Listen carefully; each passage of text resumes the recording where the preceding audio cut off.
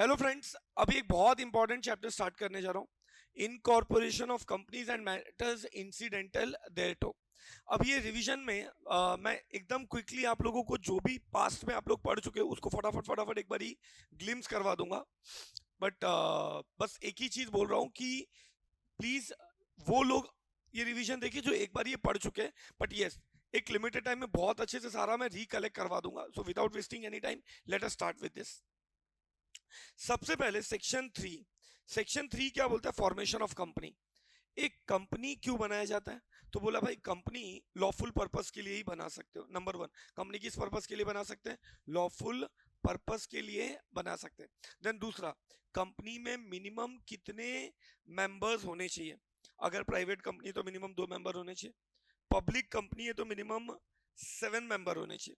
अच्छा, ओपीसी में तो 1 मेंबर होगा, तो मिनिमम 1 मेंबर होगा ओपीसी। प्राइवेट में 2 मेंबर होगा एंड पब्लिक में मिनिमम 7 मेंबर्स होंगे। अच्छा, मैक्सिमम कितने मेंबर हो सकते हैं? तो ओपीसी का नाम ही 1% कंपनी, तो मैक्सिमम एक ही मेंबर हो सकता है। प्राइवेट में मैक्सिमम 200 मेंबर हो सकते हैं। पब्लिक कंपनी में कोई लिमिट नहीं है, तो अनलिमिटेड मेंबर्स हो सकता है। क्लियर हो गया ये? फिर इसके बाद ये लोगों ने ओपीसी से रिलेटेड कुछ बात बोला है। अब सुनना मेरी बात। ओपीसी से रिलेटेड क्या बात बोला है कि तुमको ना ओपीसी में नॉमिनी का नाम बताना पड़ेगा। Memorandum of OPC shall state nominee का नाम। अच्छा, नॉमिनी क्यों चाहिए? ओपीसी में एक ही मेंबर होता है, और अगर वो मेंबर का डेथ हो गया तो ऑब्वियस सी बात है कोई तो होना चाहिए कंपनी चलाने के लिए, तो एक नॉमिनी का नाम देना जरूरी है। ठीक है। अच्छा, फिर इसके बाद हो सकता है ना कि तुमको नॉमिनी चेंज करना हो सकता है नॉमिनी मर गया या नॉमिनी छोड़ के जाना चाहता है, या मेंबर मर गया और नॉमिनी मेंबर बन गया, मतलब अल्टीमेटली तो नॉमिनी चेंज हो जाएगा। तो अगर नॉमिनी चेंज हो रहा है तो उस केस में नॉमिनी चेंज हो रहा है तो उस केस में हम क्या बोलेंगे? अभी अभी फर्स्ट पॉइंट में पढ़ा था कि मेमोरेंडम में नॉमिनी का नाम होना जरूरी है। तो अगर नॉमिनी मर गया तो ऑब्वियसली मेमोरेंडम ऑल्टर हो जाएगा। अच्छा, बोला कोई बात नहीं, लेकिन हम इसको मानेंगे, it will be deem to be no alteration of memorandum. क्यों? क्योंकि नॉमिनी बहुत फ्रीक्वेंटली चेंज करना पड़ सकता है, लेकिन मेमोरेंडम ऑल्टर करने में बहुत मेहनत जाता है। इसीलिए बोला कि अगर तुम नॉमिनी का नाम चेंज कर रहा है ना, तो वो ऑल्ट्रेशन ऑफ मेमोरेंडम नहीं माना जाएगा।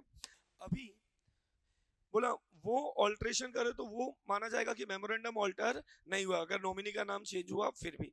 अच्छा, अब सुनो मेरी बात। ये लोग बोलते हैं नॉमिनी कौन नहीं बन सकता है, तो बोला माइनर नॉमिनी नहीं बन सकता है। ये सेम लॉजिक है। माइनर नॉमिनी क्यों नहीं बन सकता है? नॉमिनी को कंसेंट साइन करके देना है, तो माइनर तो कॉन्ट्रैक्ट एंटर ही नहीं कर सकता, तो कंसेंट कैसे साइन करेगा? तो माइनर नॉमिनी नहीं बन पाएगा। अच्छा, मैं सिर्फ इंपॉर्टेंट इंपॉर्टेंट चीजें तुमको बता रहा हूँ। अच्छा, कम ओपीसी में एक मेंबर और एक नॉमिनी हो सकता है सिर्फ। क्लियर है ये? तो ये मेजर मेजर इंपॉर्टेंट चीज मैंने तुमको बता दिया ओपीसी से रिलेटेड। अच्छा, इसके बाद प्राइवेट कंपनी के लिए एक पॉइंट है। प्राइवेट कंपनी में मिनिमम कितने मेंबर्स होने चाहिए? 2। पब्लिक कंपनी में मिनिमम कितने होने चाहिए? 7 मेंबर्स।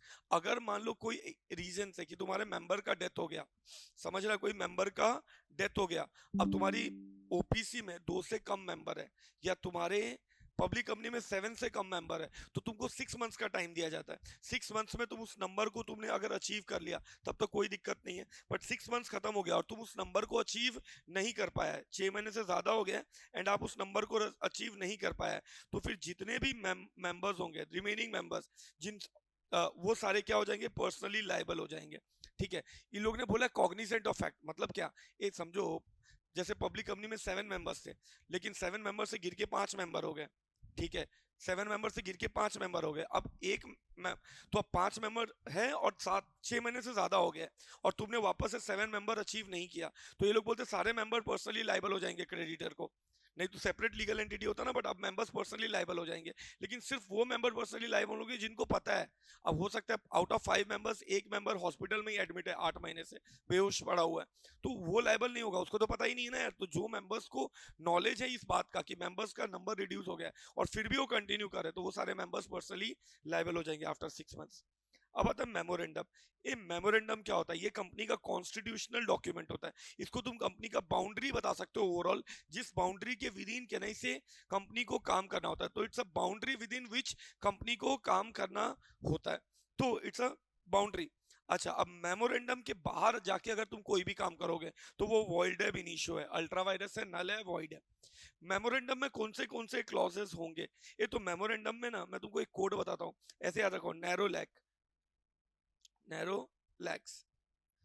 तो ऐसे याद रखने के लिए क्या होगा, नेम क्लॉज, देखो ये नेम क्लॉज होगा, फिर ओ से ऑब्जेक्ट क्लॉज, एल से लाइबिलिटी क्लॉज, आर से registered office clause, situation clause, C से कैपिटल क्लॉज और ए से एसोसिएशन क्लॉज। ठीक है, अब सुनो मेरी बात।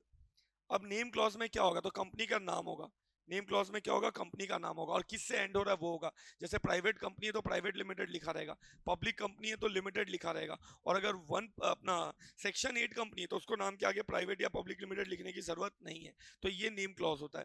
फिर ऑब्जेक्ट क्लॉज, कंपनी क्या धंधा करेगा, ये ऑब्जेक्ट क्लॉज में लिखा रहता है कि कंपनी क्या बिजनेस करेगा, किसमें दिया रहता है वो ऑब्जेक्ट क्लॉज में। अच्छा, ऑब्वियसली तो तुम वही बिजनेस कर सकते हो। लाइबिलिटी क्लॉज मतलब कंपनी का लाइबिलिटी कैसा है, कंपनी लिमिटेड बाय शेयर है या कंपनी लिमिटेड बाय गारंटी है या कंपनी अनलिमिटेड कंपनी है, लिमिटेड बाय शेयर है, क्या है वो बताना पड़ेगा। फिर रजिस्टर्ड ऑफिस क्लॉज, ये तुम्हारी कंपनी का रजिस्टर्ड ऑफिस किस स्टेट में तुमको वो बताना है। मतलब तुम्हारे पास ऑप्शन है, तुम चाहो तो पूरा एड्रेस ना देके सिर्फ स्टेट का नाम बता सकते हो, तो तुमको उस टाइम पे थोड़ी फ्लेक्सिबिलिटी हो जाएगी जब तुम कंपनी रजिस्टर करते हो। तो तुमको लेकिन एटलीस्ट स्टेट तो बताना ही पड़ेगा कि किस स्टेट में तुम्हारा रजिस्टर्ड ऑफिस रहने वाला है। फिर आता है कैपिटल क्लॉज, कंपनी का ऑथोराइज शेयर कैपिटल क्या और फेस वैल्यू क्या है वो तुमको बताना पड़ेगा कैपिटल क्लॉज में। एसोसिएशन क्लॉज, जब कंपनी रजिस्टर होता है तो कंपनी में कुछ लोगों को साइन करके देना पड़ता है, उसको सब्सक्राइबर बोलते हैं, और उनको कुछ शेयर्स लेने होते हैं, तो वो डालना पड़ता है एसोसिएशन क्लॉज में कि कंपनी को कौन साइन कर रहा है उसको सब्सक्राइबर बोलते हैं, और वो कितने शेयर्स लेंगे वो एसोसिएशन क्लॉज में डालना पड़ता है। ये तो सब कंपनी में रहेगा, पब्लिक प्राइवेट सब में। लेकिन वन पर्सन कंपनी के मेमोरेंडम में एक एक्स्ट्रा चीज रहेगा, नॉमिनी क्लॉज, जिसमें तुम बताएगा कि नॉमिनी कौन है और नॉमिनी का कंसेंट वगैरह जो मिला है वो आईएनसी 3 में जाएगा। समझ रहे तुम। अच्छा, क्या नॉमिनी चेंज हो सकता है, बिल्कुल चेंज हो सकता है। अगर मेंबर चाहे तो खुद से नॉमिनी को चेंज कर दिया। मान लो मैंने मेरे दादी जी को नॉमिनी बनाया था, अब एक्चुअली में ऐसा हुआ 2 साल पहले मेरे दादी जी का डेथ हो गया, तो अब मुझे तो दूसरा नॉमिनी चूज करना पड़ेगा, तो मेंबर चेंज कर सकता है नॉमिनी को। या नॉमिनी खुद विड्रॉ कर लिया, मैंने मेरे दोस्त को बनाया था नॉमिनी, अब बोला यार तू तो एकदम घटिया है, मेरा पैसे नहीं चुका रहा है, मैं तो तेरे को मार ही दूंगा, एक काम करता हूँ फिर तो मेरे को ही मेंबर बनना पड़ेगा, एक काम करता हूँ नॉमिनी से विड्रॉ कर लेता हूँ। नॉमिनी खुद छोड़ के जाना चाहता है। या मेंबर मर गया, मेंबर मर गया तो ऑब्वियसली नॉमिनी अब मेंबर बन जाएगा, इस सिचुएशन में भी तो नॉमिनी चेंज होगा, नया नॉमिनी को लाना पड़ेगा। तो ये बोला है, क्लियर है। अब आता है section 5, article of association. Article of association क्या होता है बेटा, ये internal management of company, company का इंटरनल मैनेजमेंट कैसा होना चाहिए, कंपनी का इंटरनल मैनेजमेंट कैसा होना चाहिए वो किस में दिया रहता है, आर्टिकल ऑफ एसोसिएशन में। अच्छा, और सारे मैटर्स जो भी रिलेवेंट होगा वो सब आर्टिकल में रहेगा। अब एक चीज हमेशा याद रखना, आर्टिकल से और मेमोरेंडम से ऊपर होता है एक्ट। मतलब तुम मेमोरेंडम और आर्टिकल में ऐसी कोई भी बात नहीं लिख सकते हो जो एक्ट के अगेंस्ट जा रहा हो, क्लियर है। तो तुम मेमोरेंडम आर्टिकल में कोई भी ऐसा चीज नहीं लिख सकता है जो किसके अगेंस्ट जा रहा होगा, एक्ट के अगेंस्ट जा रहा होगा। इसी में एक एंट्रेंचमेंट प्रोविजन आता है। एंट्रेंचमेंट प्रोविजन का मतलब होता है रिस्ट्रिक्ट करना। तो इसमें 2 टाइप का एंट्रेंचमेंट होता है, एक होता है एब्सोल्यूट एंट्रेंचमेंट, दूसरा होता है कंडीशनल एंट्रेंचमेंट। एब्सोल्यूट एंट्रेंचमेंट होता है कि तुम आर्टिकल में लिख रहे हो कि ये काम मेंबर कर ही नहीं सकता है, इसको बोलते हैं एब्सोल्यूट एंट्रेंचमेंट। अगर ऐसा कोई प्रोविजन तुम आर्टिकल में डाल रहे हो तो वो वॉइड है, अलाउड नहीं है। तो तुम ऐसा कोई प्रोविजन नहीं डाल सकते हो कि मेंबर ये काम नहीं कर पाएगा, एब्सोल्यूट एंट्रेंचमेंट अलाउड नहीं है। कंडीशनल एंट्रेंचमेंट अलाउड है। मतलब फॉर एग्जांपल कोई ट्रांजैक्शन है जिसके लिए आर्टिकल में लिखा था स्पेशल रिजोल्यूशन पास करना है, तुमने बोल दिया नहीं भाई 95% अप्रूवल चाहिए, तो तुमने प्रोविजंस को स्ट्रिक्ट बना दिया, वो चलेगा, कंडीशनल एंट्रेंचमेंट चलेगा। फिर एंट्रेंचमेंट कब डाल सकते हो तुम, ये तो या तो जिस टाइम पे कंपनी बनती है, तो तुमको पता होगा spice plus INC 32 form file करना पड़ता है। क्या बोला मैंने, जब कंपनी फॉर्म होता है तो आपको क्या फाइल करना पड़ता है, स्पाइस प्लस आईएनसी 32। तो जब तुम spice plus INC 32 form file कर रहा है, तुम तभी डाल देगा एंट्रेंचमेंट प्रोविजन, तुम्हारे पास ये एक चॉइस है। अच्छा, तुम तभी नहीं डाल रहा है, तुम बाद में डालना है, कंपनी इनकॉर्पोरेट होने के बाद डाल रहा है, तो ये लोग बोलते हैं भाई अगर ये प्राइवेट कंपनी तो 100% मेंबर कंसेंट लगेगा, और पब्लिक कंपनी है तो 75% का मेंबर का कंसेंट लग जाएगा, क्लियर है। अच्छा, मान लो अगर तेरा आर्टिकल साइलेंट है या मेमोरेंडम साइलेंट है, तो इसके लिए कंपनीज एक्ट ने कंपनीज एक्ट ने टेबल दे के रखा है कि अगर तुम्हारा मेमोरेंडम आर्टिकल साइलेंट है तो तुमको टेबल अप्लाई हो जाएगा। अब ये टेबल के बारे में मैं नहीं बता रहा हूँ, देखो नॉर्मल लेक्चर में तो मैं आप लोग को याद करवा देता हूँ सबसे, लेकिन रिवीजन लेक्चर में फिर उसमें बहुत ज्यादा टाइम चला जाएगा। तो यहाँ पे मैंने अच्छे से लिख दिया, तुम एक बार रीड कर लेना कि अगर मेमोरेंडम आर्टिकल साइलेंट है तो कौन सा टेबल तुमको अप्लाई हो जाएगा। ठीक है, स्ट्रेट और सिंपल तरीके से लिख के रखा है। अच्छा अब सुनना मेरी बात, डॉक्ट्राइन ऑफ कंस्ट्रक्टिव नोटिस, अच्छा पॉइंट है, सुनो। What is doctrine of constructive notice? ये देखो क्या होता है ना, मेमोरेंडम में बहुत सारी चीजें दी रहती है, मेमोरेंडम में बहुत सारी चीजें दी रहती है, आर्टिकल में बहुत सारी चीजें दी रहती है। अब मेरा एक सवाल है कि अगर समझो कंपनी से कोई डील कर रहा है, अगर कंपनी से कोई डील कर रहा है तो क्या कंपनी को वापस से उसे बताना पड़ेगा जो मेमोरेंडम आर्टिकल में दिया गया है? फॉर एग्जांपल एक डायरेक्टर है जिसको पावर है लोन देने का, समझ रहे हो तुम, एक डायरेक्टर है जिसको पावर है लोन देने का, या और बाकी डायरेक्टर्स को वो पावर नहीं है लोन देने का। तो ये मेमोरेंडम आर्टिकल में अगर मान लो लिखा हुआ है, तो क्या जब कंपनी से डील करेगा कोई बाहर वाला, तो क्या कंपनी को उसको अलग से बताना पड़ेगा? तो बोलते हैं answer is no. Memorandum article में जो भी लिखा है वो क्योंकि आरओसी के पास फ्रीली अवेलेबल है, वो पब्लिक नोटिस माना जाता है। क्या माना जाता है बोलो? वो पब्लिक नोटिस माना जाता है, और उसको अलग से जो लोग कंपनी के साथ डील करे उसको बताने की जरूरत नहीं है। इसी को बोलते हैं deemed doctrine of constructive notice. मतलब जो भी मेमोरेंडम और आर्टिकल में लिखा है इट विल बी डीम्ड कि वो पब्लिक नोटिस है। क्यों? क्योंकि मेमोरेंडम आर्टिकल का कॉपी फ्रीली एक्सेसिबल है किसी को भी। तो अगर मान लो मेमोरेंडम आर्टिकल में कुछ दिया है और तुमने क्या किया, वो ट्रांजैक्शन कंपनी के साथ किया जो मेमोरेंडम आर्टिकल के अगेंस्ट चला गया है, तो तुम फ्यूचर में जाके ये नहीं बोल सकते हो कि मुझे ये पता नहीं था। ये लोग बोलते हम मानेंगे, कंस्ट्रक्टिव नोटिस मतलब हम मानेंगे कि आपको इसकी जानकारी थी। To put it in simple language, whatever is there in memorandum and article, it is deemed कि आपको इसका पूरा नॉलेज है और आपको वो अलग से बताया नहीं जाएगा। ना तो आपको इसका शेल्टर मिलेगा कि यार मुझे तो पता नहीं था, मैं क्या करूं। नहीं, तुझे नहीं पता था, तेरा प्रॉब्लम। हम तो अज्यूम करेंगे कि तुझे ये पता होना चाहिए, और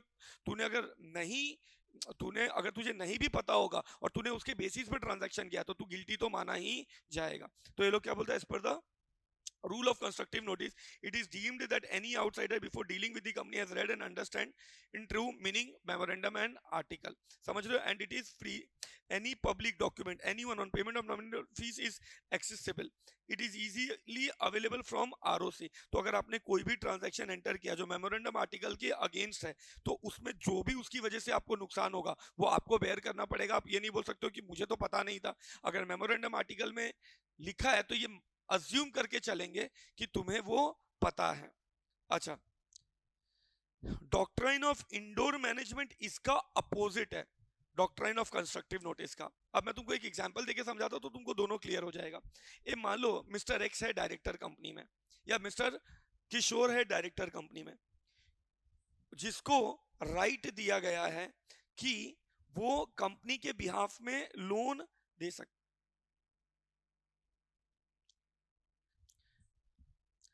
तो अब मान लो एक डायरेक्टर है किशोर, किशोर को राइट दिया गया है। किशोर को क्या चीज का राइट दिया गया है? कि वो कंपनी के बिहाफ में सिर्फ वही लोन ले सकता है। अब किशोर की जगह कोई दूसरा डायरेक्टर मुकेश है, उसने लोन ले लिया। बोला भाई अगर किशोर की जगह कोई दूसरा डायरेक्टर लोन ले लिया, तेल लेने गया, बोला क्योंकि दूसरा डायरेक्टर लिया उसको अलाउड नहीं है। अब मान लो एक बाहर वाला बंदा था, अब ये तो मेमोरेंडम आर्टिकल के अगेंस्ट जा चुका है, तो बाहर वाले बंदे को कोई शेल्टर नहीं मिलेगा। वो लोन की वजह से अगर कुछ भी प्रॉब्लम हो रहा है तो उस बाहर वाले को फेस करना पड़ेगा। वो नहीं बोल सकता मुझे तो पता ही नहीं था। अगर आर्टिकल में लिखा है तो तेरे को पता होना चाहिए। इसको क्या बोलते हैं? Doctrine of constructive notice. अब इंडोर मैनेजमेंट क्या होता है मैं इसी को समझाता हूं तुमको। अब ना अगर आर्टिकल मेमोरेंडम में कुछ दिया है और तुम वो काम कर रहे हो जो आर्टिकल मेमोरेंडम में दिया है, मान लो तुमने आर्टिकल मेमोरेंडम पढ़ा और तुम वो काम कर रहे हो सकता है it is subject to some operations, तो तुम ये अज्यूम कर सकते हो कि वो ऑपरेशन फुलफिल हो गया है, और ये तुम अज्यूम करके वो ट्रांजैक्शन में एंटर कर सकते हो। फ्यूचर में जाके तुमको ये नहीं बोला जाएगा कि यार तुमने ये ट्रांजैक्शन क्यों किया, हम इस ट्रांजैक्शन को वैलिड नहीं मानेंगे। नहीं, ये ट्रांजैक्शन वैलिड होगा। ठीक है, अगर वो प्रोसीजर नहीं भी हुआ होगा तो भी होगा, तो भी ये ट्रांजैक्शन वैलिड होगा। मैं एक छोटा सा एग्जांपल देता हूँ। अभी वाले एग्जांपल में मैंने बोला किशोर को पावर है कंपनी में कंपनी के बिहाफ में लोन लेने का। अब लेकिन ऐसा लिखा था कि किशोर ये ट्रांजैक्शन कर सकता है, लेकिन अगर 50 लाख के ऊपर है तो उसको बाकी डायरेक्टर्स का भी अप्रूवल लेना है। अब मान लो ये जो लोन सामने वाले ने दिया है, उसने किशोर ने उस कंपनी के बिहाफ में ये लोन लिया और ये 50 लाख के ऊपर का 55 लाख का है, तो बाहर वाला ये अज्यूम कर सकता है कि उसने बाकी डायरेक्टर्स के अप्रूवल ले लिए, क्योंकि अगर वो प्रोसीजरल चीज देखने जाए ये तो फिर तो उसका तेल निकल जाएगा। और इसीलिए बोला कि यार अगर मेमोरेंडम आर्टिकल में कोई पावर दिया है which is subject to some procedure, तो हम सेफली अज्यूम कर सकते हैं कि वो प्रोसीजर्स कंप्लाई हो गया है। और अगर फ्यूचर में प्रोसीजर नहीं भी कंप्लाई हुआ होगा तो भी कहने से वो ट्रांजैक्शन वैलिड होगा, बाहर वाले को उसका कोई पनिशमेंट नहीं मिलेगा। तो मतलब इंडोर मैनेजमेंट मतलब दरवाजे के पीछे क्या हो रहा है मुझे वो जानने की जरूरत नहीं है। अगर मैं आउटसाइडर हूं और मेमोरेंडम आर्टिकल में पावर दिया देन आई कैन अज्यूम कि वो ट्रांजैक्शन ठीक से हो चुका है। So it's an exception of a doctrine of constructive notice, and it is a positive doctrine because it protects the outsider. Now, so as per doctrine, outsider is only aware about company's memorandum article, and so far as internal proceeding of company is concerned, he is not required to check them and can assume that everything has been done correctly. ठीक है, वो मानेगा कि internally जो भी होना चाहिए वो ठीक से हो चुका है। अच्छा, लेकिन तो मैंने अभी किशोर वाला एग्जांपल दिया, तो अगर उसने कोई अप्रूवल नहीं भी लिया होगा और बाहर वाला अगर ये अज्यूम करता है कि उसने अप्रूवल ले लिया है तो भी ये वैलिड ट्रांजैक्शन है। क्यों? क्योंकि उसने तो मेमोरेंडम आर्टिकल पढ़ के यही अज्यूम किया होगा कि किशोर को पावर है, तो किशोर अपना पावर ठीक से एक्सरसाइज कर रहा है। क्लियर है? लेकिन इसका एक्सेप्शन है, मतलब ये 5 सिचुएशन में ट्रांजैक्शन वैलिड नहीं होगा, मतलब आउटसाइडर को डॉक्ट्रिन ऑफ इंडोर मैनेजमेंट का एडवांटेज नहीं मिलेगा। कब? अगर आउटसाइडर को नॉलेज है इरेगुलरिटी का। फॉर एग्जाम्पल, जो आउटसाइडर है ना, आउटसाइडर भाई साहब बहुत बड़ा आदमी है, बहुत बड़ा क्रेडिटर है कंपनी का, और एवरी वीक ट्रांजैक्शन करता है और कंपनी के सारे डायरेक्टर्स को पर्सनली जानता है और कंपनी के मोस्ट ऑफ मीटिंग में आता जाता रहता है, वो बोर्ड मीटिंग वगैरह के टाइम पे। तो don't you think it is कि उसको सारा नॉलेज था इरेगुलरिटी का? तो अगर उसको नॉलेज है तो वो ये शेल्टर नहीं ले सकता कि मुझे नहीं पता था, रिजोल्यूशन नहीं लिया। भाई तेरे को सब कुछ पता था, तो तू अब ये बहाना नहीं मार सकता कि मेमोरेंडम में दिया है। मेमोरेंडम में दिया है ठीक है, लेकिन अज्यूम तो वो करेगा जिसको नहीं पता था। तेरे को तो पता है कि उसने अप्रूवल नहीं लिया है, तो तू तो जानबूझ के किया है, तेरे को कोई शेल्टर नहीं मिलेगा, तेरा ट्रांजैक्शन इनवैलिड। अच्छा, अगर आउटसाइडर ने कोई नेग्लिजेंस किया, तो जैसे किशोर है ना, वो बहुत फ्रीक्वेंटली वायलेशन कर रहा है पिछले 4 महीने में ना, जैसा किशोर ट्रांजैक्शन कर रहा है वैसा ट्रांजैक्शन में पिछले 4 महीने में कम से कम 20 वायलेशन कर चुका है, और इस बंदे को पता है फिर भी इसने चेक नहीं किया, ये तो इसमें नेग्लिजेंस था आउटसाइडर का, उसको कोई शेल्टर नहीं मिलेगा। या तो उसने मेमोरेंडम आर्टिकल ही नहीं रीड किया है। ये इंडोर मैनेजमेंट हम किसको एडवांटेज देंगे? जिस बेचारे ने मेमोरेंडम आर्टिकल पढ़ के ट्रांजैक्शन किया है और अज्यूम किया है कि प्रोसीजर सारे कंप्लाई हुए हैं। जिसने मेमोरेंडम आर्टिकल ही नहीं पढ़ा है तो उसको तो ना मेमोरेंडम का नॉलेज है, तो उसके लिए तो प्रोसीजर का कोई क्वेश्चन ही नहीं आता है, तो उनको ये शेल्टर नहीं मिलेगा। या अगर उसके साथ फॉर्जरी हुआ है, जैसे आउटसाइड कोई बंदा डायरेक्टर ही नहीं है, झूठ मूठ का किशोर का सील मार के उसके साथ ट्रांजैक्शन कर लिया और वो किशोर भी नहीं है, तो उसको फॉर्जरी हुआ है। फॉर्जरी हुआ है तो ठीक है, बाहर वाले के साथ धोखा हुआ है, बट उसको उल्लू तो किसी और ने बनाया है, तो उसके लिए वो कंपनी को तो परेशान नहीं कर सकता है। या act is beyond the scope of apparent authority, मतलब क्या? एक कंपनी का 55 लाख का लोन है, कंपनी का एक क्लर्क आके तुमसे लोन ले रहा है, अब तुम बोले हमें तो लगा था उसको पावर दिया होगा। अरे पागल है क्या? ये तो दिख रहा है अपेरेंटली कि ये पावर इसको नहीं हो सकता है, तो ऐसा कुछ है तो फिर वो इंडोर मैनेजमेंट का उसको बेनिफिट नहीं मिलेगा। सो बेटा ये हो गया। अभी नेक्स्ट पॉइंट हम लोग जा रहे हैं कि अगर कंपनी इनकॉर्पोरेट करना, चाहे 1 पर्सन कंपनी हो, प्राइवेट कंपनी हो, पब्लिक कंपनी हो, सेक्शन 8 कंपनी हो, आईएफएससी कंपनी हो, निधि कंपनी हो, सेक्टोरल कंपनी हो। सेक्टोरल कंपनी मतलब जैसे तेरा ट्राई वगैरह का, टेलीकॉम वगैरह का कंपनी है, ये सब सेक्टोरल कंपनी हो गया, अलग अलग सेक्टर्स का। इंश्योरेंस वगैरह का कंपनी, ये सब सेक्टोरल कंपनी हो गया। तो ये सारी कंपनीज को इनकॉर्पोरेट करने के लिए कुछ कॉमन प्रोसीजर है जो मैं पढ़ाने जा रहा हूँ। तो ये कंपनी कैसे इनकॉर्पोरेट करते, कैसे रजिस्टर करते, वो पढ़ा रहा हूँ। तो कंपनी को रजिस्टर करने के लिए आजकल मोस्ट ऑफ काम ऑनलाइन हो चुका है। सबसे पहले ये लोग एक फॉर्म याद रखो, स्पाइस प्लस INC 32, ये वेब फॉर्म है, ऑनलाइन रजिस्ट्रेशन होता है। ये फॉर्म फाइल करेंगे, simplified proforma for incorporating company electronically.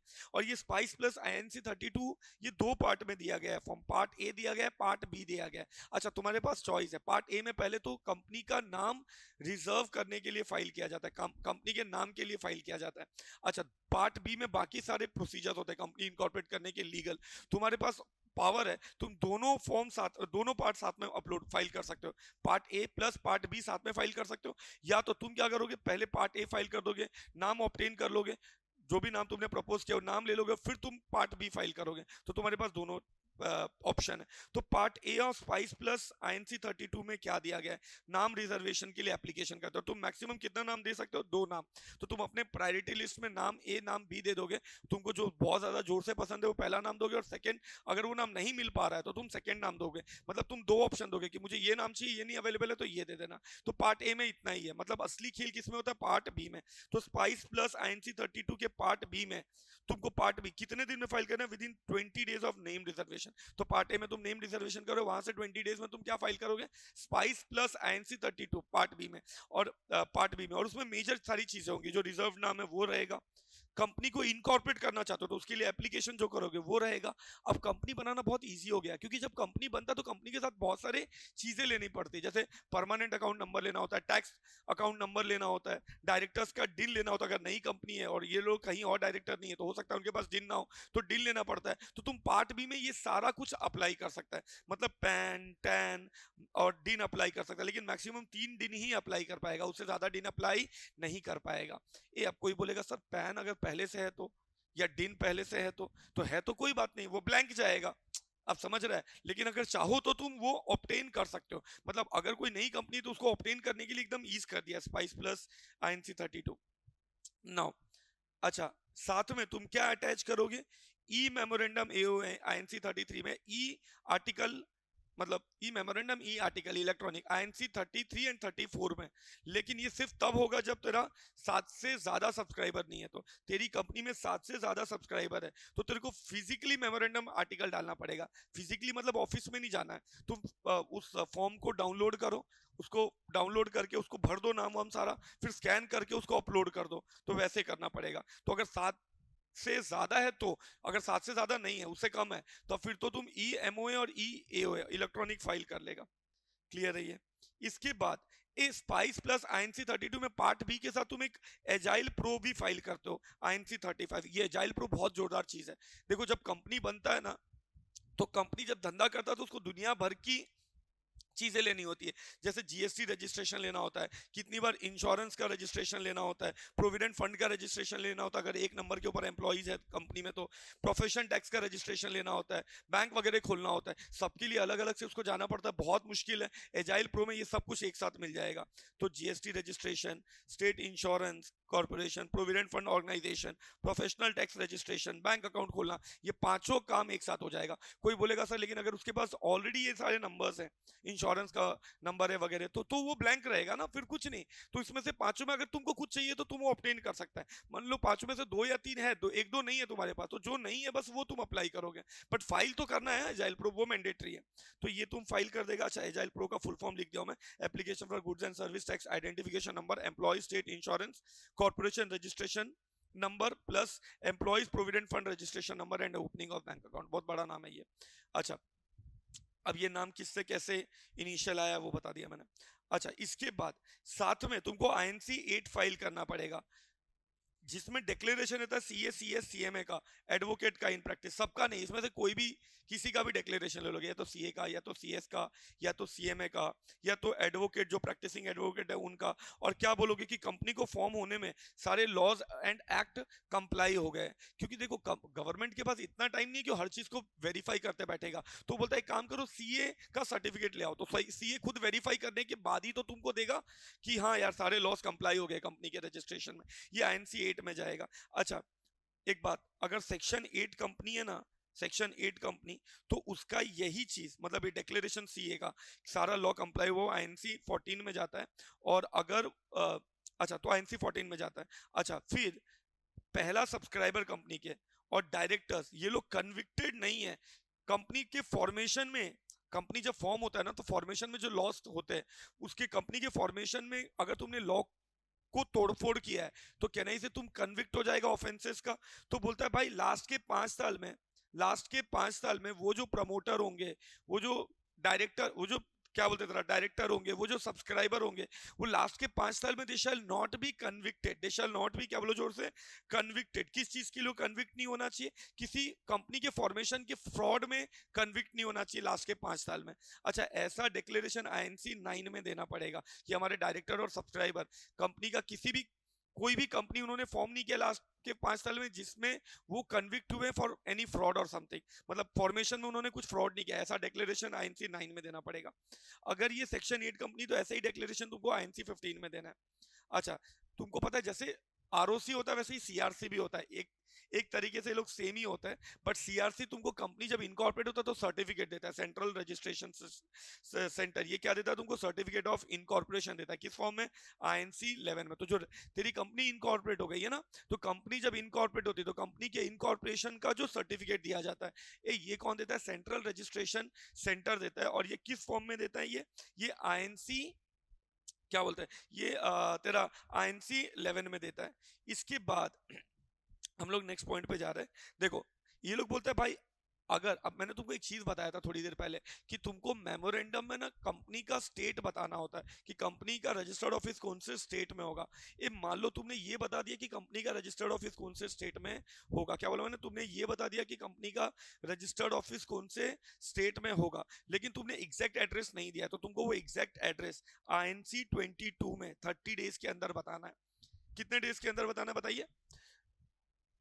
INC 32 में तुमको 30 डेज के अंदर वो एग्जैक्ट एड्रेस बताना है। ठीक है, एग्जैक्ट एड्रेस बताना है। लेकिन मान लो तुमने अगर पहले ही स्पाइस जब तुम फाइल किया था तभी तुमने एग्जैक्ट एड्रेस बता दिया है, तो तुमको फिर से अलग से 30 डेज में बताने की जरूरत नहीं है। तो अगर तुमने spice plus INC 32 form file करते टाइम ही एग्जैक्ट एड्रेस बता दिया तब नहीं बताना, लेकिन तब अगर एग्जैक्ट एड्रेस नहीं बताया तुमने तभी, तो तुमको 30 डेज में इनकॉर्पोरेशन के आरओसी को एग्जैक्ट एड्रेस बताना पड़ेगा।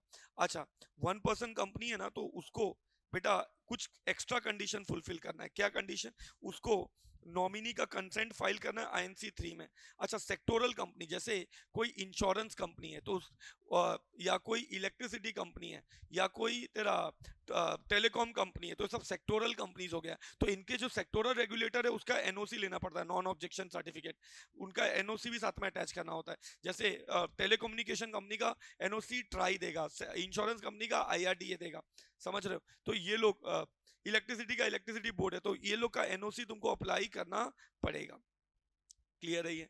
अच्छा, अब सुनो, ये लोग बोलता है अगर तुमने कंपनी को फ्रॉडुलेंटली फॉर्म किया है, मतलब कंपनी जब तुमने रजिस्ट्रेशन किया तो तुमने कुछ फ्रॉड किया है, तुमने कुछ चीज छुपाया है, कुछ चीज झूठ बोला है, तो एनसीएलटी क्या कर सकता है तुम्हारी कंपनी के अगेंस्ट? अगर मान लो कंपनी इतनी इंपॉर्टेंट है कि पब्लिक इंपॉर्टेंस वाली है, तब तो उसको बंद नहीं करेगा वो। उस टाइम पे क्या करेगा? उसका आर्टिकल ऑल्टर कर देगा, मेमोरेंडम ऑल्टर कर देगा और उसका मैनेजमेंट अपने हाथ में ले लेगा। अपने मतलब वो तो नहीं करेगा, बट कुछ लोगों को अपॉइंट करके उनसे मैनेज करवाएगा।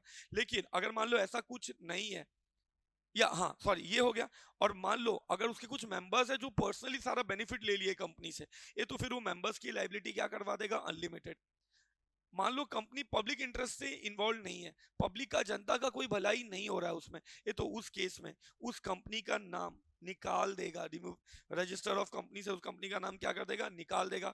उस कंपनी को क्या कर देगा? वाइंडिंग अप का ऑर्डर कर देगा। तो ये सारे और सच अदर ऑर्डर जो भी उनको अप्रोप्रिएट लगे, तो ये सारे ऑर्डर पास किए जा सकते हैं। I hope it is crystal clear to everybody. अगला, अच्छा, लेकिन जो भी ऑर्डर पास करेगा एनसीएलटी, उसके पहले सामने वाले को अपॉर्चुनिटी ऑफ बीइंग हर्ट देगा। क्या देगा? बोलो जोर से। Opportunity of being heard. अब हम लोग जा रहे हैं सेक्शन 8 कंपनी से रिलेटेड बात करने। ध्यान देना, सेक्शन 8 कंपनी तुमको पता है नॉन प्रॉफिट कंपनी है, चैरिटेबल ऑब्जेक्ट के लिए बनता है। सेक्शन 8 कंपनी अगर बना रहे हो तो कुछ कंडीशंस तुमको फुलफिल करने पड़ेंगे। पहला, एक कंपनी किस चीज को प्रमोट करने के लिए बननी चाहिए? Science, commerce, art, education, environment, protection, religion, research, sports, social. अभी देखो मेरे पास लिमिटेड टाइम है तो तुमको याद नहीं कराऊंगा, नॉर्मल लेक्चर्स में इसको जिस तरीके से अपन याद किए, जो बच्चे पढ़ चुके मेरे से, तुमको वो कोड ही तुमको अप्लाई कर देना है, ठीक है? अच्छा, अभी ये जो तेरा प्रॉफिट कमाता है सेक्शन 8 कंपनी, उस प्रॉफिट को उसे अपने ऑब्जेक्ट के फुलफिलमेंट के लिए ही होना चाहिए। जैसे मैं स्कूल चला रहा हूँ गरीब बच्चों के लिए, तो जो प्रॉफिट कमाया एक ऐसे, उस पैसे को मैं बच्चों के एजुकेशन के लिए ही यूज करना चाहिए, दूसरे काम के लिए नहीं। अच्छा, मेंबर्स को डिविडेंड नहीं दे सकते हो, सबसे इंपॉर्टेंट बात, मेंबर्स को डिविडेंड नहीं दे सकते हो, तो ये सब चीज है। अच्छा, इसका इनकॉर्पोरेशन वैसे ही होगा जैसे अभी आपने डिस्कस किया था स्पाइस प्लस आईएनसी 32 फॉर्म में, मतलब वो सारा प्रोसीजर। मेमोरेंडम आर्टिकल बोल चुका हूं मैं, कहाँ पे फाइल होगा? अच्छा, इधर देखो, इधर सेम अभी बताया ना, इसमें फाइल होगा आईएनसी 30 में। मेमोरेंडम आर्टिकल, तो ये ऑलरेडी पढ़ा चुका हूँ। डिक्लेरेशन इसका किस फॉर्म में जाता है, सीएसीएस का, आईएनसी 14 अभी बता चुका हूँ। सब्सक्राइबर फर्स्ट डायरेक्टर, ये लोग गिल्टी नहीं होने चाहिए, कंपनी के फॉर्मेशन हो आईएनसी 15 में जाएगा। अच्छा, अब इसमें कुछ इंपॉर्टेंट चीज मैं तुमको बता रहा हूँ, ये वाला, ये लोग क्या बोलते हैं, ये जो सेक्शन 8 कंपनी है ना, वो अपने मेमोरेंडम आर्टिकल को ऑल्टर नहीं कर सकता, और वो ऑल्टर करना चाहता है ना तो उसको सेंट्रल गवर्नमेंट मतलब आरओसी का प्रायर अप्रूवल चाहिए। सेंट्रल गवर्नमेंट लिखा रहता है बट अंदर तो आरओसी या आरडी का ही अप्रूवल लेते हैं ना यार। तो ये रीजन क्या है, सुनो मेरी बात। एक्चुअली होता क्या रियल लाइफ में, जब तुम मेमोरेंडम ऑल्टर करते हो या जब तुम आर्टिकल ऑल्टर करते हो, मेरी बात को ध्यान से सुनना, जब तुम मेमोरेंडम ऑल्टर करते हो या जब तुम आर्टिकल ऑल्टर करते हो, तो ये लोग क्या बोलते हैं, तुमको सेंट्रल गवर्नमेंट का आरओसी का प्रायर अप्रूवल क्यों लेना है, क्योंकि सेक्शन 8 कंपनी बना है जनता की भलाई के लिए। अब हो सकता है मेमोरेंडम आर्टिकल ऑल्टर करके वो कुछ वैसा काम करे जिससे जनता का भलाई ना हो, इसलिए आरओसी का अप्रूवल लेना होता है। अच्छा, क्या रीजनल डायरेक्टर लाइसेंस कैंसिल कर सकता है क्या सेक्शन 8 कंपनी का? बोला कर तो सकता है, लेकिन कौन से ग्राउंड पे कर सकता है, अगर अब जब रजिस्ट्रेशन देते हैं ना सेक्शन 8 कंपनी को, तो उसके रजिस्ट्रेशन के टाइम पे उनको कुछ कंडीशंस बताए रहते हैं। अगर वो कंडीशंस फुलफिल नहीं कर रहा है या सेक्शन 8 की जो भी प्रोविजंस मैंने पढ़ा है उसका वायलेट कर दिया, या जिस ऑब्जेक्ट के लिए बना था वो ऑब्जेक्ट फुलफिल नहीं कर रहा है, जैसे गरीब बच्चों के एजुकेशन के लिए किया था बट अब वो पैसे एजुकेशन के लिए यूज नहीं कर रहा है, या सेक्शन 8 वायलेट कर दिया मतलब डिविडेंड वगैरह मेंबर्स लेके जा रहे हैं, ठीक है, या तो धोखा देने के इरादे से कंपनी फॉर्म की। कितने लोग सेक्शन 8 कंपनी ट्रस्ट वगैरह नेचर का फॉर्म करता है, लेकिन काम वो लोग कुछ नहीं करता है, सब हवाला का ट्रांजैक्शन करता है, इल्ली ब्लैक मनी को व्हाइट में कन्वर्ट करने का काम करता है, या तो उन्होंने जनता का नुकसान किया है, पब्लिक इंटरेस्ट के अगेंस्ट काम किया है, तो उस सब सिचुएशन में उसका लाइसेंस कैंसिल हो जाएगा, बट ऑब्वियसली पहले उसको हम क्या देंगे, अपॉर्चुनिटी ऑफ बीइंग हर्ड। अच्छा, लाइसेंस कैंसिल करने के बाद क्या कर सकते हैं, ये मान लो अगर उसने छोटा मोटा ऑफेंस किया, जैसे स्कूल चला रहा है, फ्रॉड नहीं किया बट हाँ प्रॉफिट वगैरह वो अब खुद रख रहा है, मतलब उसने सेक्शन 8 का कंडीशन ही कंप्लाई किया, तो कंपनी गवर्नमेंट बोल सकता है कि देख भाई, रीजनल डायरेक्टर बोलेगा एक काम कर, तू ऐसा प्राइवेट कंपनी या पब्लिक कंपनी रन कर, लेकिन फिर उसको अपने नाम के आगे प्राइवेट लिमिटेड या लिमिटेड लिखना पड़ेगा। अगर बड़ा कांड किया है, हवाला वगैरह कर रहा है ये, तो उसको वाइंड अप ही करवा देगा। या तो हो सकता है उसका काम वो बच्चों की एजुकेशन के लिए कर रहा है बट मैनेजमेंट इनकैपेबल है, तो उसको ऑर्डर कर सकता है अमालगमेट करने को किसी दूसरे नए सेक्शन 8 कंपनी के साथ, तो ये सब ऑर्डर दिया जा सकता है। अच्छा, ये सब तो ऑर्डर दिया जा रहा है ना, अगर वो खुद चाहता है सेक्शन 8 कंपनी अमालगमेट होना दूसरे सेक्शन 8 कंपनी के साथ, तो क्या फिर वो अमालगमेट हो सकता है? तो बोला यस, अगर एक सेक्शन 8 कंपनी खुद से दूसरे सेक्शन 8 कंपनी के साथ अमालगमेट होना चाहता है तो हो सकता है, ये वॉलेंटरी एक्ट है। अच्छा, ये सब कंपनी का जितनी भी कंपनीज पढ़ा है, private company, public company, OPC company, sectoral company, Nidhi company, जो भी कंपनीज मैंने आप लोग को यहाँ पे फर्स्ट पार्ट में बताया था, ये वो सारी कंपनी जिसका भी तुम रजिस्ट्रेशन कर रहे हो, एक बार रजिस्ट्रेशन हो गया तो उसका इफेक्ट क्या होगा, इफेक्ट ऑफ रजिस्ट्रेशन, तो बोलता है जिस दिन उसका डेट ऑफ इनकॉर्पोरेशन मेंशन है ना उसके सर्टिफिकेट ऑफ इनकॉर्पोरेशन में, उस दिन से कंपनी की जितने भी सब्सक्राइबर है ये वो सब अब मेंबर बन जाएंगे। तो जब तुम मेमोरेंडम साइन किए रहोगे तो सब्सक्राइबर होंगे जो साइन करके दिए रहेंगे मेमोरेंडम को, तो वो मेमोरेंडम को साइन करके दिए रहेंगे, तो वो जो मेमोरेंडम को साइन करके दिए हैं, वो जो मेमोरेंडम को साइन करके दिए हैं ये वो सब अब कंपनी में क्या बन जाएंगे, मेंबर बन जाएंगे। एंड वो बॉडी कॉर्पोरेट बन जाएगा। तो बॉडी कॉर्पोरेट का सारा कुछ लिख दो, मतलब सारा कुछ क्या लिखोगे, एक कहने से बॉडी कॉर्पोरेट बन गया मतलब उसका परपेचुअल सक्सेशन हो गया, कॉमन सील वो होल्ड कर सकता है, और मेंबर जो होगा वो सेपरेट एंटिटी होगा कंपनी से, अपने नाम पे प्रॉपर्टी अक्वायर कर सकता है, होल्ड कर सकता है, डिस्पोज कर सकता है, चाहे वो मूवेल प्रॉपर्टी हो या इमोवेल हो, टेंजिबल हो या इनटेंजिबल हो, कॉन्ट्रैक्ट में एंटर कर सकता है एवरीबडी, केस कर सकता है और उसके ऊपर केस हो सकता है, मतलब बॉडी कॉर्पोरेट का जो तुम बार बार पढ़ते हो। अच्छा, एक तुम कहने से मेमोरेंडम आर्टिकल भी तो तुम्हारा रजिस्टर होता है, तो मेमोरेंडम आर्टिकल रजिस्टर होने के बाद क्या इफेक्ट होगा, ये तो वो मेमोरेंडम आर्टिकल कंपनी के ऊपर भी बाइंडिंग है और मेंबर के ऊपर भी। अच्छा, आउटसाइडर के ऊपर बाइंडिंग नहीं है तो ये एग्जाम में ध्यान देना, तो मेमोरेंडम के ऊपर भी बाइंडिंग है एंड मेंबर्स के ऊपर भी, कंपनी के ऊपर भी बाइंडिंग है और मेंबर्स के ऊपर भी बाइंडिंग है। अच्छा, मतलब मेमोरेंडम में आर्टिकल में अगर कुछ अमाउंट लिखा है कि कंपनी को लेना है मेंबर से, ये तो फिर वो लाइबिलिटी बन जाएगी मेंबर्स की, एवरीबॉडी, ये बात बोला है। अच्छा, एक इंपॉर्टेंट अमेंडमेंट आया था, कभी आया था, 2 नवंबर 2018, उसके बाद 2 नवंबर 2018 या उसके बाद अगर तुम कंपनी फॉर्म कर रहे हैं, इनकॉर्पोरेट कर रहा है, तो ये लोग बोलता है कि कंपनी तब तक अपना बिजनेस स्टार्ट नहीं कर सकता है या बोरोइंग नहीं कर सकता है पैसे बोरो नहीं कर सकता जब तक वो क्या नहीं कर देता है, तो उसको एक INC20A फाइल करना होता है। INC20A आरओसी के पास 180 डेज में फाइल करना होता है इनकॉर्पोरेशन से, मतलब लगभग 6 महीना, बट एग्जाम में 180 डेज लिखना। 180 डेज में INC20A फाइल करना होता है। उस INC20A में वो क्या बताएगा, तो वो INC20A में बताएगा कि जो भी मतलब सब्सक्राइबर वगैरह होंगे, ये उसका पैसा मिला है या नहीं मिला है वो बताएगा। और इसका एक सर्टिफिकेशन लेना पड़ता है तुमको, CA एडवोकेट इन प्रैक्टिस, इन चारों में से किसी से भी। साथ में उसको एक INC22 फाइल करना है आरओसी के पास 30 डेज के अंदर, टू वेरीफाई कि रजिस्टर्ड ऑफिस है कि नहीं। पता चला हवाला के लिए कंपनी से पेपर पे बना के रखा है, तो बोला नहीं, तुमको एक पूरा वेरिफिकेशन करवाना पड़ेगा कि तुम्हारा एक्चुअली में रजिस्टर्ड ऑफिस है कि नहीं, और कितने टाइम में, विद इन 30 डेज आरओसी को आपको ये फाइल करना है। ठीक है, तो ये सारी चीजें हैं। और अगर तुमने ये कंप्लाई नहीं किया तो आरओसी तुम्हारा नाम निकाल सकता है रजिस्टर से, तो इसको बोलते हैं भाई एक तरीके से फिर डीम्ड वाइंडिंग अप हो जाता है, मतलब तुम्हारा एग्जिस्टेंस, लीगल एग्जिस्टेंस खत्म हो जाता है अगर तुम्हारा नाम निकाल दिया है तो बेटा ये पॉइंट कंप्लीट हो गया है। नेक्स्ट सेक्शन पे जा रहा हूं, सेक्शन 12 रजिस्टर्ड ऑफिस। सुनना अच्छे से, देखो रजिस्टर्ड ऑफिस के लिए क्या बोला इन्होंने कि देखो हर कंपनी को है ना रजिस्टर्ड ऑफिस होना रखना मैंडेटरी है, और कितने दिन में रजिस्टर्ड ऑफिस रखना पड़ेगा, तो 30 डेज। तो जब तेरा इनकॉर्पोरेशन हुआ है ना, वहां से 30 डेज में तुमको रजिस्टर्ड ऑफिस बनाना मैंडेटरी है। देखो जब तुम फाइल करते हो तुम्हारा मेमोरेंडम, तो उसमें तुम स्टेट बताते हो रजिस्टर्ड ऑफिस का, पूरा रजिस्टर्ड ऑफिस तो बताते नहीं हो। तो ये लोग ने बोला भाई तुम मेमोरेंडम अपना इनकॉर्पोरेट होने के बाद कंपनी के 30 डेज में बता दो रजिस्टर्ड ऑफिस किधर है, और तुमको रजिस्टर्ड ऑफिस मेंटेन करके रखना पड़ेगा जब तक तुम्हारी कंपनी बंद नहीं हो जाती। मतलब तुम चेंज कर सकते हैं रजिस्टर्ड ऑफिस, बट कहीं तो रखना ही पड़ेगा रजिस्टर्ड ऑफिस जब तक तुम्हारा कंपनी डिसॉल्व नहीं हो जाता है। Excuse me Satish, close this door.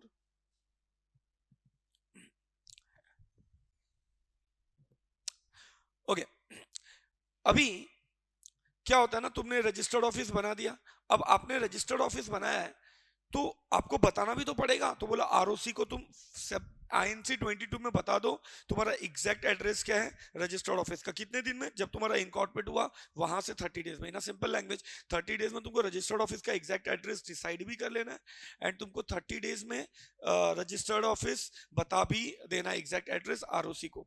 अच्छा, फिर तुम्हारा जितना भी धंधे वाला जगह है, सारे धंधे वाले जगह पे तुमको अपने रजिस्टर्ड ऑफिस का पूरा जो एड्रेस है वो स्पेसिफाई करना पड़ेगा कॉन्स्पिशियस एंड लेजिबल मैनर में। मतलब ऐसी जगह पे लिखना पड़ेगा जहां से सबको दिखे, ऐसी जगह पे लिखना पड़ेगा जहां से सबको दिखे, एंड लेजिबल मैनर मतलब प्रॉपर फॉन्ट में रखना पड़ेगा ताकि सबको अच्छे से समझ जाए। फिर इसके बाद कौन सा लैंग्वेज में रखना पड़ेगा, तो एक तो तुम्हारा इंग्लिश में रख लो और एक लोकल लैंग्वेज में रख लो, ठीक है। चलो, बाय द वे मैंने इंग्लिश बोला है, बट लॉ में क्या लिखा है, लोकल लैंग्वेज और कोई लैंग्वेज कंपनी रखना चाहे तो यूजुअली वो लोग इंग्लिश रख लेता है, ठीक है। अच्छा, इसके बाद ये लोग ने एक बात बोला है, क्या होता है ना, कभी कभी जब तुम स्पाइस प्लस INC32 सबमिट करते हो उस टाइम पे ही तुमने रजिस्टर्ड ऑफिस फॉर्म करके डिटेल एड्रेस डाल दिया रहता है, तब उस सिचुएशन में तो यार रजिस्टर्ड ऑफिस डालने का कोई जरूरत ही नहीं है, तुमको बताने का जरूरत ही नहीं है। तो वही लोग ने बोला है कि अगर तुमने स्पाइस प्लस INC32 में अपना डिटेल एड्रेस बता दिया है तो, और तुम्हारा वही रजिस्टर्ड ऑफिस एड्रेस है, तो बेटा उस केस में तुमको अलग से INC22 में तुमको अलग से रजिस्टर्ड ऑफिस बताने की जरूरत नहीं है। तो अगर तुमने जो करस्पॉन्डिंग एड्रेस बताया था, करस्पॉन्डेंस के लिए जो एड्रेस बताया था स्पाइस प्लस INC32 में, और वो सेम चीज तुम्हारा रजिस्टर्ड एड्रेस भी है, तो फिर बोला अलग से तुमको रजिस्टर्ड एड्रेस बताने की जरूरत नहीं है। अच्छा, मैंने क्या बताया, ये तो है ही, प्लस तुमको अपना रजिस्टर्ड ऑफिस वेरीफाई करना होता है 30 डेज में। तो अगर ये सब कंपनी फेल कर गया, अपना रजिस्टर्ड ऑफिस 30 डेज में वेरीफाई नहीं किया, नहीं बताया अपना नहीं बताया INC22 में, तो उस केस में आरओसी के पास पावर है, चाहे तो वो तुम्हारा काम कंपनी के रजिस्टर ऑफ कंपनी से स्ट्राइक ऑफ कर सकता है। अच्छा, स्ट्राइक ऑफ कर सकता है मतलब वो डीम्ड डिसोल्यूशन माना जाता है उतने टाइम के लिए तुम्हारा कंपनी का लीगल एग्जिस्टेंस खत्म हो गया है, तो ये बहुत बड़ा स्टेप होता है। फिर इसके बाद हम लोग नेक्स्ट पॉइंट डिस्कस कर रहे हैं section 13 alteration of memorandum changes in clause of memorandum. अब सुनो, अगर तुम नेम क्लॉज को चेंज करना चाहते हो मेमोरेंडम में, तो ये नाम चेंज करना बहुत बड़ी बात होती है, इसीलिए दो अप्रूवल लेना होता है। एक तो शेयर होल्डर का स्पेशल अप्रूवल लेना है और एक सेंट्रल गवर्नमेंट का मतलब आरओसी का अप्रूवल लेना है। तो ये दो अप्रूवल लेके तुम अपना नाम चेंज कर सकते हो। तो किसका अप्रूवल? शेयर होल्डर का special resolution and central government का अप्रूवल मतलब आरओसी का अप्रूवल लेना होगा। अच्छा, लेकिन ये लोग बोलता है अगर तुम प्राइवेट कंपनी से पब्लिक कंपनी बनाए, पब्लिक से प्राइवेट, और नाम चेंज नहीं कर रहा, मतलब सिर्फ एडिशन या डिलीशन है पब्लिक वर्ड, पब्लिक मतलब पब्लिक लिमिटेड या लिमिटेड में, तो उस केस में सॉरी प्राइवेट लिमिटेड या लिमिटेड वर्ड में सिर्फ एडिशन और डिलीशन है, मतलब इन अ सिंपल लैंग्वेज तेरी कंपनी पब्लिक से प्राइवेट हुई, तूने क्या कर दिया, नाम को प्राइवेट लिमिटेड लिख दिया, या प्राइवेट से पब्लिक हुई तो तूने क्या किया, प्राइवेट लिमिटेड में से प्राइवेट हटा दिया, लिमिटेड लिख दिया, तो सिर्फ इतना है। तो बोला नाम तो चेंज नहीं हुआ है ना, तो उस केस में शेयर होल्डर का अप्रूवल तो लेना पड़ेगा, बट सीजी का अप्रूवल लेने का जरूरत नहीं है। फिर ये लोग बोलते हैं भाई अगर तूने फाइनेंशियल स्टेटमेंट या एनुअल रिटर्न नहीं फाइल किया है, या तूने डिफॉल्ट करके रखा है डिपॉजिट्स डिबेंचर्स या उसके ऊपर इंटरेस्ट का, तो तू अपना नाम चेंज नहीं कर सकता है। क्यों? क्योंकि हो सकता है वो पैसे खा के बैठा है और वो चाह रहा है यार नाम चेंज कर लूँ तो मेरे डिपॉजिट लोडर मेरे पास आ ही नहीं पाएंगे, या फ्रॉड करके बैठा है तो सोच रहा है फाइनेंशियल स्टेटमेंट नहीं फाइल किया और नाम चेंज कर लूंगा तो मुझे कोई पकड़ ही नहीं पाएगा। तो बोला भाई अगर तेरा ये सारे डिफॉल्ट है तो तू नाम चेंज नहीं कर सकता है। फिर बोलता है अगर कोई रजिस्टर्ड ऑफिस अपना शिफ्ट करना चाहे तो क्या अपना रजिस्टर्ड ऑफिस शिफ्ट कर सकता है? ये अगर सेम सिटी में शिफ्ट कर रहे हो तो शेयर होल्डर का सॉरी सेम सिटी में शिफ्ट करो जहां पे तेरा रजिस्टर्ड ऑफिस है, तो शेयर होल्डर का ओआर पास करना पड़ेगा, ऑर्डिनरी रेजोल्यूशन बोर्ड मीटिंग में। अच्छा, डिफरेंट सिटी है लेकिन सेम स्टेट है, डिफरेंट सिटी है सेम स्टेट है सेम आरओसी है, सेम स्टेट है सेम आरओसी है लेकिन सिटी अलग अलग है। क्लियर है? तो उस सिचुएशन में बोला एसआर पास करना पड़ेगा। अच्छा, जनरल मीटिंग में एसआर पास करना पड़ेगा मतलब बोर्ड रिजोल्यूशन भी ऑब्वियस होता है, तो भले लॉ में एसआर इन जीएम लिखा, वो OR at BM plus SR in GM होता है। क्लियर है ये? अगला, तुम भाई साहब अब तो पूरा स्टेट चेंज करना चाहता है, मतलब महाराष्ट्र से तुम जाना चाहता है हरियाणा में, तो अगर तुम स्टेट चेंज करना चाहता है या सेम स्टेट लेकिन अलग आरओसी के पास है, देखो महाराष्ट्र और तमिलनाडु में दो अलग अलग आरओसी है, बाकी सारे स्टेट में एक ही आरओसी मिलेगा। तो अगर तुम महाराष्ट्र तमिलनाडु में ही ये पॉसिबल है कि एक आरओसी से दूसरे आरओसी में जाना चाहते हो, या तो दूसरा ऑल्टरनेटिव क्या, दूसरा चीज तुम क्या कर रहे हो, एक स्टेट से दूसरे स्टेट में जाना चाहते हो। ये दोनों सिचुएशन में तुम्हारा आरओसी अगर चेंज हो रहा है और एक स्टेट से दूसरे स्टेट में जा रहे हो, आरओसी चेंज हो रहा है, ठीक है। या तो सेम स्टेट में महाराष्ट्र तमिलनाडु सेम स्टेट में तुम एक आरओसी से दूसरे आरओसी के पास जा रहे हो, तो तुमको दोनों सिचुएशन में क्या पास करना है, एसआर इन जनरल मीटिंग, साथ में सेंट्रल गवर्नमेंट का अप्रूवल। सेंट्रल गवर्नमेंट मतलब यहाँ पे कौन है, रीजनल डायरेक्टर, उसका अप्रूवल। दोनों सिचुएशन में सेम है और इनके फॉर्म नंबर्स भी सेम है, तो जो ये फॉर्म नंबर्स है वही है सारे। अब यही प्रोसीजर तुम सेंट्रल गवर्नमेंट का रीजनल डायरेक्टर का अप्रूवल कैसे लेगा, वो पूरा डिटेल में यहाँ पे मैंने लिख के रखा है कैसे अप्रूवल लेगा। तो ये दोनों, ये वाले के लिए 3 के लिए और 4 के लिए कैसे अप्रूवल लेगा, सबसे पहले रीजनल डायरेक्टर को तुम आईएनसी 23 में एप्लीकेशन करेगा, साथ में तुम बोर्ड रिजोल्यूशन अटैच करेगा और बोर्ड मीटिंग का मिनट्स अटैच करेगा, ठीक है, जिसमें तुम ऑब्वियसली देखो मैंने क्या बोला, सीधा स्पेशल रिजोल्यूशन नहीं पास होता है, पहले बोर्ड ऑफ डायरेक्टर्स आपस में डिस्कस करके मिनट्स बनाते हैं और उसके बाद वो फाइल करते हैं। तो जो मिनट्स में तुमने डिसाइड किया है चेंजेस करना है, उस मिनट्स को तुम फाइल करेगा एवरीबॉडी, साथ में स्पेशल रिजोल्यूशन का कॉपी फाइल करेगा, ठीक है। तो 3 चीज तो हो गया, पहले तो रीजनल डायरेक्टर का अप्रूवल लेना, तो एप्लीकेशन फाइल कर रहा है। दूसरा क्या नहीं से तुम्हारा बोर्ड रिजोल्यूशन, तुमने स्पेशल रिजोल्यूशन के पहले तुमने क्या पास किया होगा, स्पेशल रिजोल्यूशन के पहले आपने बोर्ड रिजोल्यूशन पास किया होगा, तो बोर्ड रिजोल्यूशन का कॉपी देगा साथ में, फिर स्पेशल रिजोल्यूशन पास किया उसका कॉपी। अच्छा, अगर तेरा रजिस्टर्ड ऑफिस चेंज हो रहा है, स्टेट चेंज हो रहा है, तो क्या नहीं से स्टेट का नाम तूने लिख के रखा है मेमोरेंडम में, तो तेरा मेमोरेंडम भी ऑल्टर होगा, तो मेमोरेंडम का copy.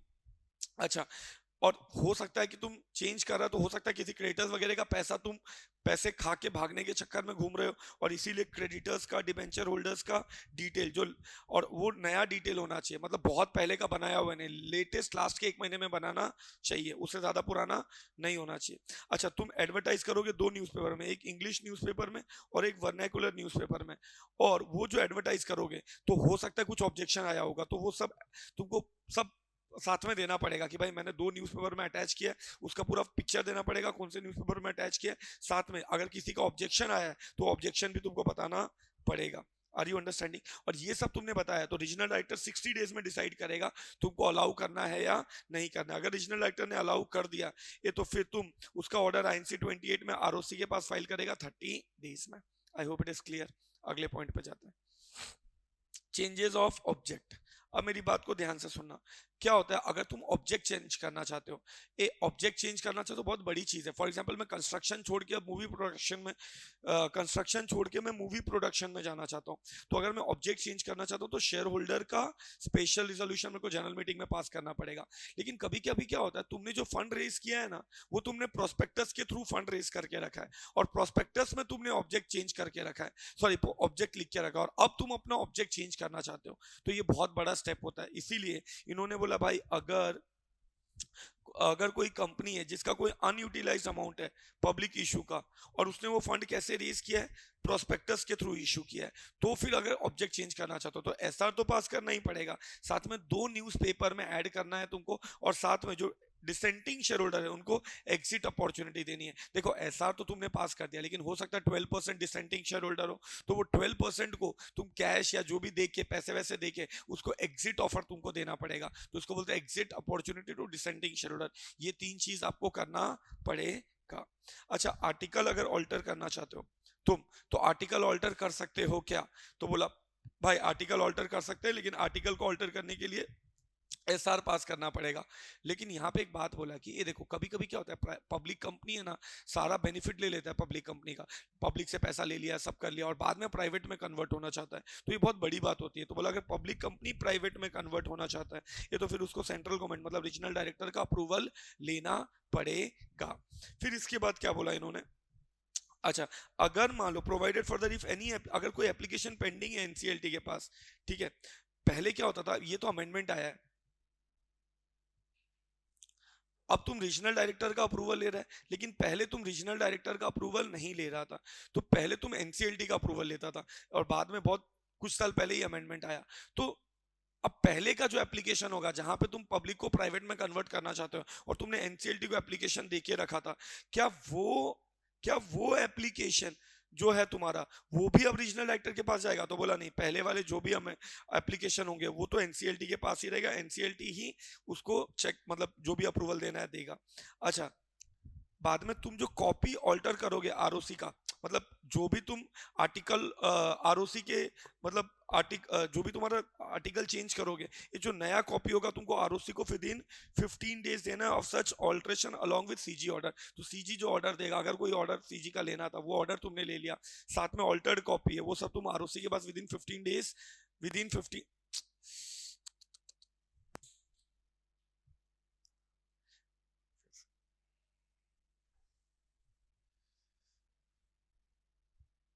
Now, please don't go outside. You are continuously coming, going. My whole recording got disturbed. Okay. तो ये लोग क्या बोलता है कि अब तुमने अगर आर्टिकल ऑल्टर करने के लिए तुमको सीजी का ऑर्डर चाहिए था, तो जो सीजी का ऑर्डर है वो ऑर्डर प्लस नया आर्टिकल ये सब तुमको आरओसी के पास 15 डेज में फाइल करना है ऑल्ट्रेशन से और वो सब जो भी ऑर्डर है वहां से। फिर ये लोग क्या बोलते हैं, ये जब नया आर्टिकल आ गया ना, आर्टिकल ऑफ एसोसिएशन तुमने नया बन गया है, तो पुराना वाला कॉपी को डिस्ट्रॉय कर दो। पूरे ऑफिस में एक भी पुराना वाला आर्टिकल का कॉपी नहीं दिखना चाहिए, दिख गया तो ऐसा कोई बहुत बड़ा पनिशमेंट नहीं है। बोला हर कॉपी का 1000 रुपया, मतलब मेरे ऑफिस में 3 पुराना कॉपी दिख गया तो 3000 लग जाएगा, ठीक है, 2 पुराना दिख गया तो 2000 लग जाएगा, एक ही पुराना कॉपी दिख रहा है आर्टिकल का तो 1000 लग जाएगा। क्लियर है ये? इसके बाद आता है copy of memorandum and article.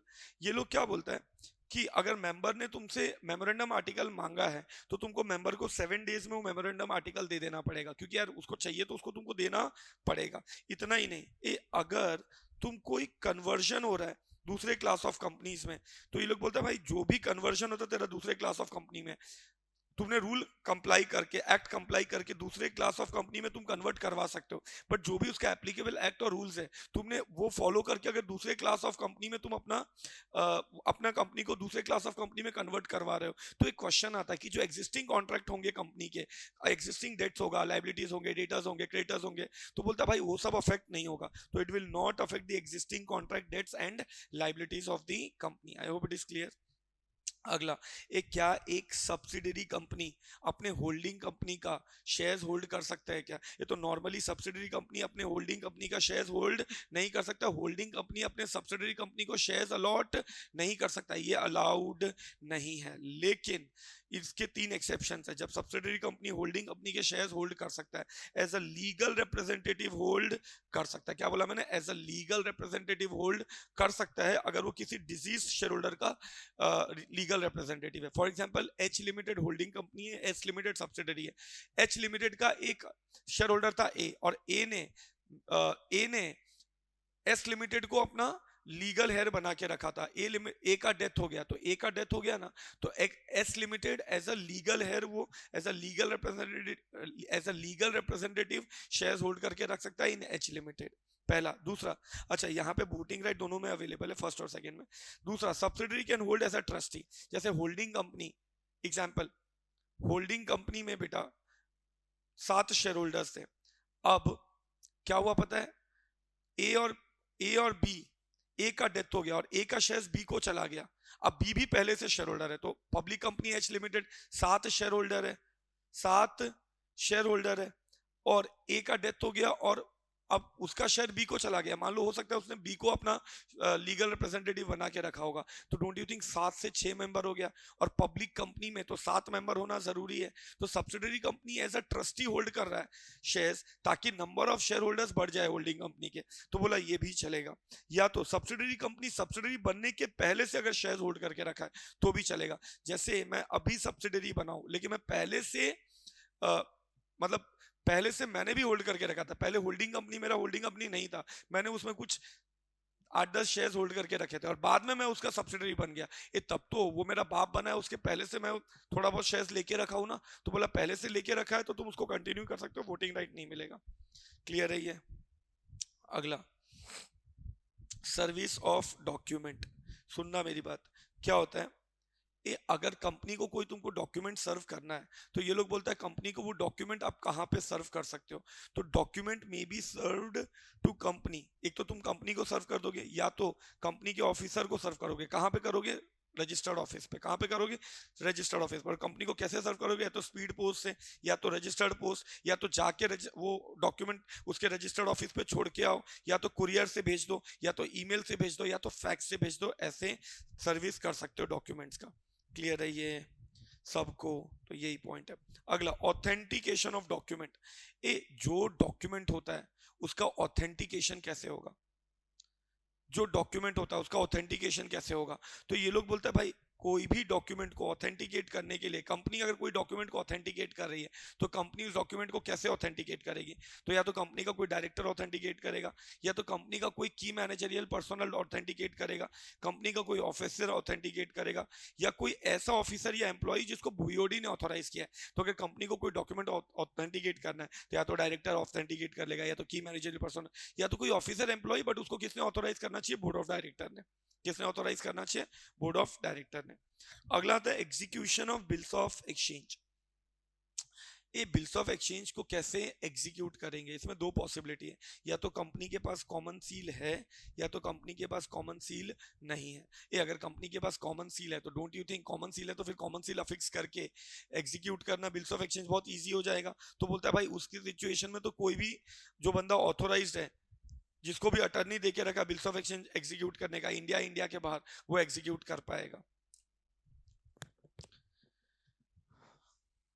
अगर कंपनी के पास कॉमन सील नहीं है, क्या बोला मैंने? अगर कंपनी के पास कॉमन सील नहीं है, तो फिर कौन एग्जीक्यूट करेगा वो बिल्स ऑफ एक्सचेंज? तो बोला भाई कम से कम एक कंपनी सेक्रेटरी होना चाहिए, एंड साथ में एक डायरेक्टर होना चाहिए। अगर कंपनी में सेक्रेटरी नहीं है, कंपनी सेक्रेटरी, तो एटलीस्ट 2 डायरेक्टर ने उसको ऑथेंटिकेट करना चाहिए। एक कभी कभी क्या होता है कि कोई एक पहले से रजिस्टर्ड ट्रेडमार्क था, या पहले से कोई एक आइडेंटिकल नाम था, और तुमने वैसा कोई नाम तुमने बना लिया। मतलब पहले से कोई रजिस्टर्ड ट्रेडमार्क है, पहले से कोई एंटिटी है, और तुमने वैसा ही एक आइडेंटिकल नाम बना लिया। तो क्या जो वो लोग हैं जो पहले से जो रजिस्टर्ड ट्रेडमार्क है वो या ऐसा कुछ है, तो वो लोग तुमको अपना नाम चेंज करने को बोल सकते हैं क्या? तो बोला हाँ, वो लोग एप्लीकेशन कर सकते हैं सेंट्रल गवर्नमेंट को। कितने टाइम में कर सकते हैं? 3 इयर्स में। तो जब नया एंटिटी आया वहां से 3 साल में एप्लीकेशन कर सकते हैं, सेक्शन 16 बोलता है। तो एक मैं एग्जांपल देता हूं तुमको। पहले तो तुम्हारा नाम अनडिजायरेबल नहीं होना चाहिए, टू मच रिजेंबल नहीं होना चाहिए, ठीक है? ऐसा नाम नहीं होना चाहिए जैसे रिलायंस है, तो मैंने यार अब रिलायंस इंडस्ट्रीज की जगह मैंने थोड़ा अल्फाबेट इधर उधर कर दिया और रिलायंस जैसा ही नाम बना लिया। या तो मैंने कुछ एक आधा वर्ड ऐड कर दिया बट रिलायंस जैसा ही बना दिया। या तो मैंने अपनी कंपनी का नाम बता दिया income tax Bharat private limited, सबको लग रहा है सरकार का कोई एजेंसी है। तो मैंने ऐसा कुछ undesirable name, too resemble, too identical बनाया, तो भाई मेरे को नाम चेंज करने को बोला जा सकता है।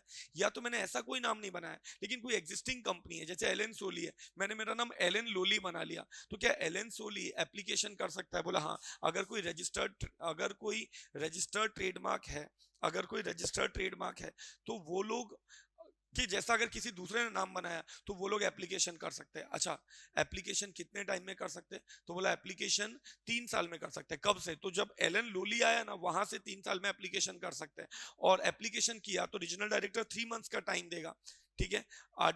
रीजनल डायरेक्टर 3 मंथ्स का टाइम देगा एलन लोली को अपना नाम चेंज करने को। तो एलन लोली के आने से 3 इयर्स में एप्लीकेशन कर सकता है रीजनल डायरेक्टर को। रीजनल डायरेक्टर एलन लोली को 3 मंथ्स का टाइम देगा चेंज करने के लिए बाय पासिंग ओवर। और अगर 3 मंथ्स में उसने चेंज नहीं किया तो एलन लोली का नाम खुद ही चेंज कर देगा, जो मन में आया वो तेरा रीजनल डायरेक्टर, और उसको नया सर्टिफिकेट ऑफ इनकॉर्पोरेशन दे देगा। अच्छा, मेरा एक सवाल है, अगर मान लो एलन लोली का नाम चेंज कर दिया, कुछ भी नाम डाल दिया, defaulting company so and so, regional director ने, अब यार एलन लोली को जो नया नाम मिला वो ऑब्वियसली पसंद नहीं आएगा, तो वो अपने नाम को वापस से कोई दूसरा नाम ले सकता है? यस, ले सकता है। उसके लिए सेक्शन 13 में जो भी प्रोसीजर है वो उसको फॉलो करना पड़ेगा। तो बेटा मैंने कोशिश किया एक लिमिटेड टाइम में आपको पूरा रिवाइज करवा दूं। I hope you have liked it and बस अच्छे से पढ़ते रहो, फिर मिलेंगे नए वीडियो में। Thank you very much.